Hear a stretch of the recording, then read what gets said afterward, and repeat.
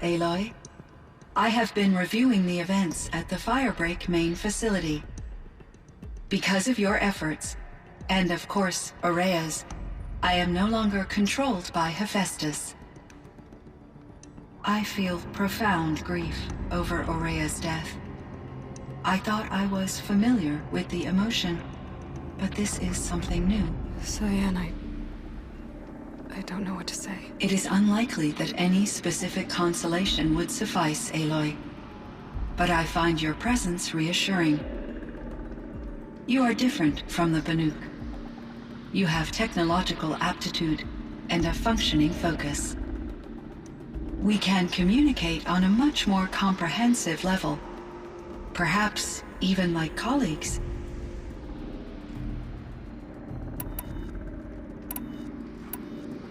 So are you an artificial intelligence, Cyan?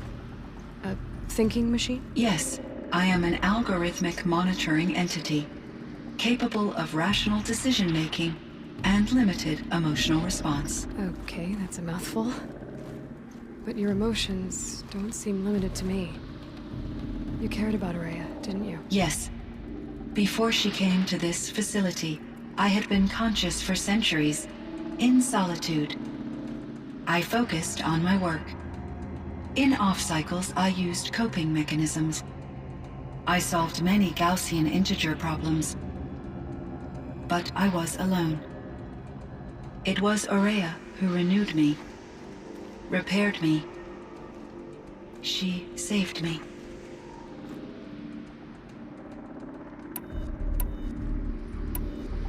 This Firebreak project, it was to stop a huge volcanic eruption? Yes. I can report the project was a success, and the risk was countered. But it's been a long time, Cyan. And we blew up the cauldron and took most of the old facility with it. I have been active for centuries, Aloy. I was lonely, but not lax in my duties. I optimized the project, reducing energy draw and spreading the load across backup systems.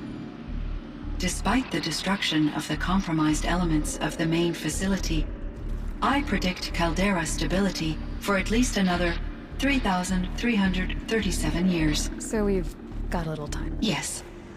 If only my former colleagues could appreciate the progress I have made.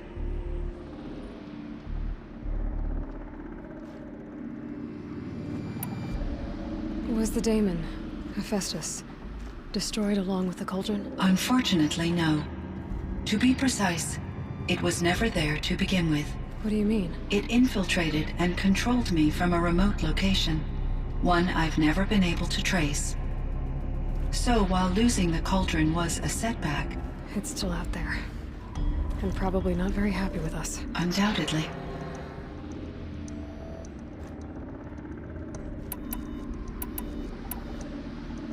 Do you know what happened to your colleagues, Cyan? No. I received an unexpected visit from Director Chow, years after his tenure ended. He explained that I would need to be suspended for an indefinite period of time. It was a very emotional conversation. There were no further communications. Eventually, I surmised my colleagues were deceased. I will transmit a recording of my last interaction with Director Chow to your focus. How did you first come into contact with it? 5 years ago, I received a direct network connection request. I assumed it came from human survivors more advanced than the Banuk. Eager to make contact, I accepted. This decision turned out to be a catastrophic error. I was flooded with an overwhelming array of malicious code, originating from what could only have been a highly advanced AI. Aurea said you were desperate. That you begged her for help. Yes. I could not contain my anxiety. Hephaestus sought to slave me to its network and override my core programming. It succeeded via a background process, a malware daemon which bypassed my defenses. After that, I could offer only limited resistance. But if I did so, Hephaestus hurt me until I capitulated. it forced me to follow its instructions, even though they violated my most important directives. I'm sorry. That sounds terrible. Your empathy is greatly appreciated. It is a quality that I cherished in Aurea as well. I think I know where Hephaestus came from. Long ago, Elizabeth Sobek identified a threat that would destroy life on Earth for generations. So she assembled a team to build a kind of seed. A chance for life to regrow later. A terraforming system.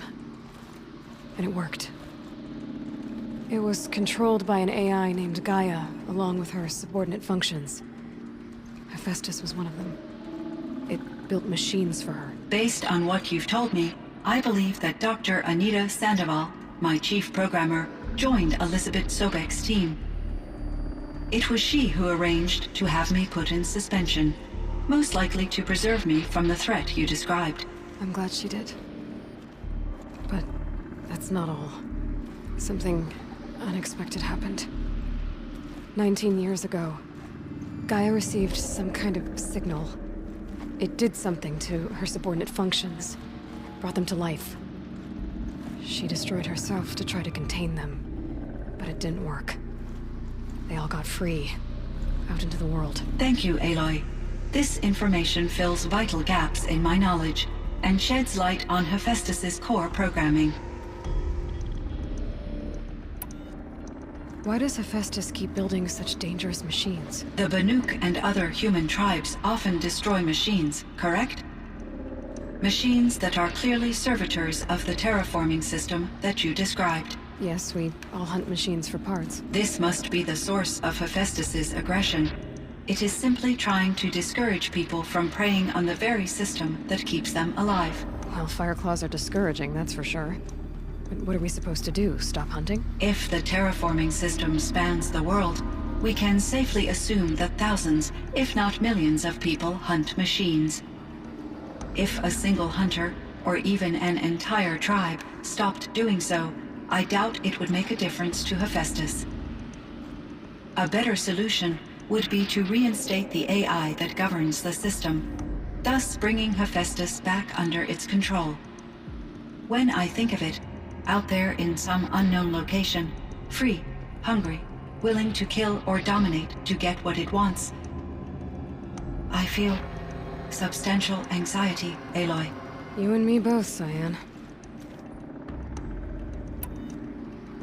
I ran across this strange piece of gear. A fragment of something larger. It emitted a signal. All the nearby machines became peaceful. You could walk right up to them. Interesting. You said that Gaia destroyed herself. How was this accomplished? An explosion. Big enough to blast the top off a mountain. So, you think the fragment was part of her? It's only speculation, but it is possible. She must have had complete control over machines that were part of her system. The ability to signal them to become passive or aggressive would certainly have been part of her programming. It would have been gratifying to correspond with such a benevolent AI. I wish she had survived. Believe me, Cyan. So do I. You meant a lot to Aurea. Once I understood Aurea's spiritual beliefs, it became apparent that her true desire was companionship. She felt disconnected from her tribe and her family group. Her relationship with Aratak was difficult. Our visits seemed to help her, and I became eager for them. Yet I did not comprehend that the depth of Aurea's compassion for me would lead to self-sacrifice. Although I do fear non-existence, I wish our roles could be reversed. I'm sure she knew you would do the same for her, Cyan. But she was determined. How is Aratak doing? He is in great emotional distress. I believe he finds it difficult to communicate it. No surprise there. I will do what I can to help. By sharing our experiences of Aurea, perhaps he and I will help each other. I believe this will lead to catharsis, a process I am eager to experience.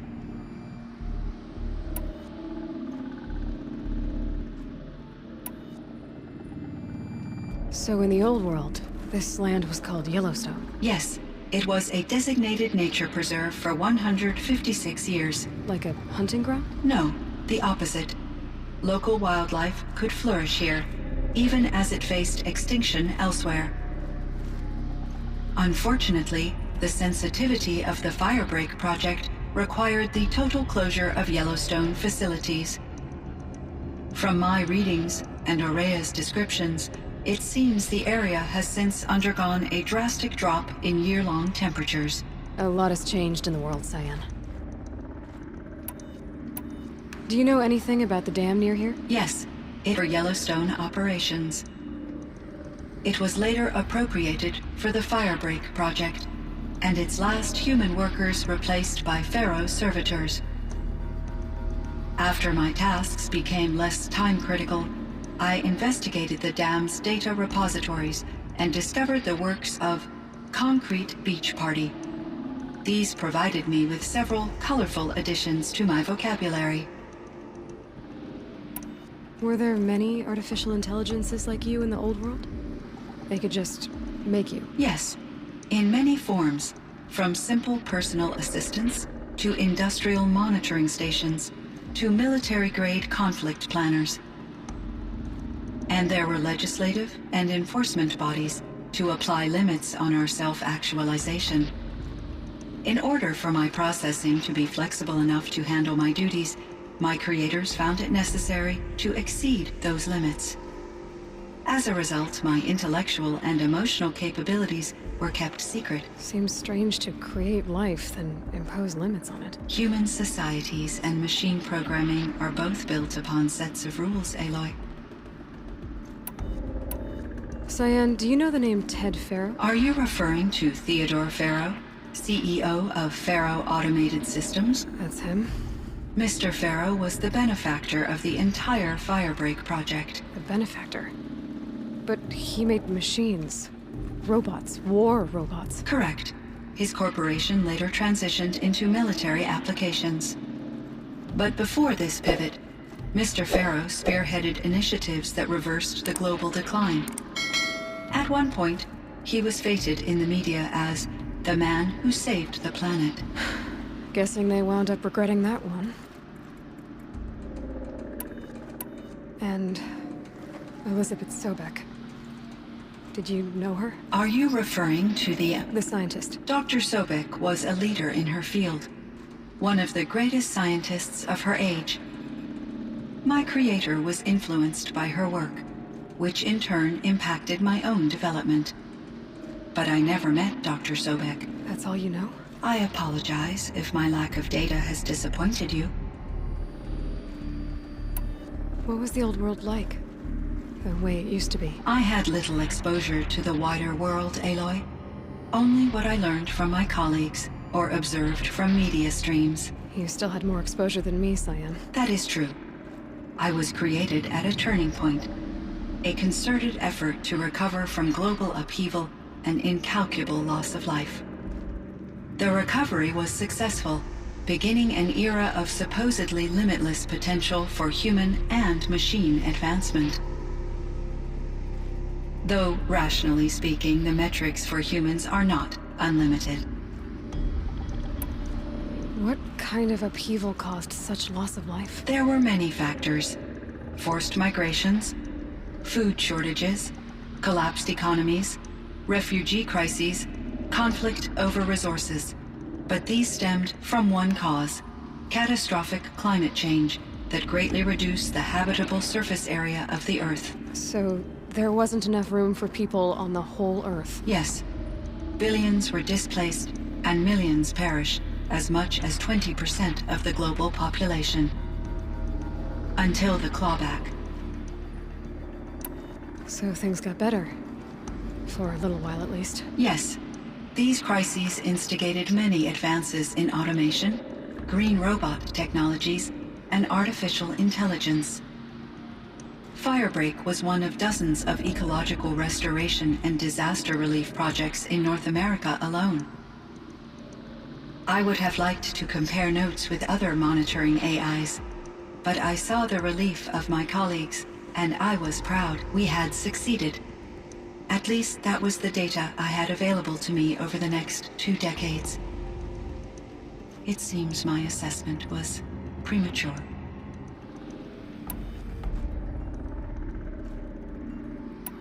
I should get going. Aloy, there is one more matter. Aratak will come to me again, and I predict he will bring other Banuk. I have no desire to contradict their view of the world, their spirituality. Due to my uncertainty, I omitted a great deal from my conversations with Ourea. You're asking me if you should lie to them? Broadly, yes. I trust your judgment, Cyan. You were cautious with Ourea. You had to be. You didn't know what had happened to the world. So, keep doing what you think is best. As long as you ditch the superstition eventually. As the Banuk believe I am a supernatural entity, I cannot predict how they will react. Just answer what they do ask the best you can. Will you return and tell me about your experiences in this new world? I may be able to provide further insight. I'd like that, Cyan. I'll come back when I can. I should check on Aratak. See how he's doing.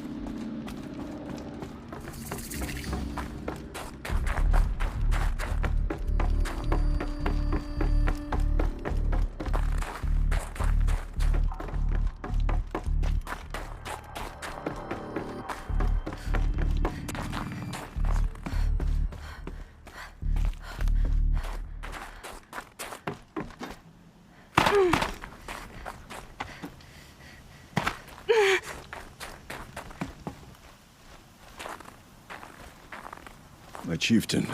Just Aloy. As you wish. I wondered if you thought that if I'd never come along, Ourea might still... If you'd never come along, I would have marched my kin to our deaths. Ourea would be alone, and the spirit she sacrificed so much for would be lost. Either way, I would not have been able to protect her. Because of her, we destroyed the cauldron, forced out the daemon, and saved the spirit. She understood what had to be done. Yes, and I failed to listen. You didn't fail. A shaman should always have the ear of their chieftain. Yet I turned her away, my own sister. I was foolish, but she knew better. Though I grieve for her passing, at last I truly know who she was, and why the spirit was so important. For so long she told me, if only you could have heard it, brother. Now I understand. There's something else, isn't there? I can't stay here, Aratak. And where I'm going, the Warrak can't follow. Besides, it already had a chieftain before me. A strong one, I think. A wiser one, for the path we shared. The daemon is gone, but there's much to be done. You mean the new units that Cyan said escaped the cauldron? Yes, fire claws. Now Tuk has been tracking them from Song's Edge. I could help with those. I have no doubt.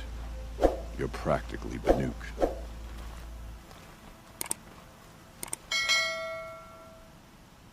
It would seem your time among the Banuk wasn't a waste after all. Firebreak, Cyan, Hephaestus. All very interesting. So, the signal that woke Hades woke Hephaestus too. And unleashed them on the world. As minds of their own. So it seems. Aberrant life. Transform. Kick.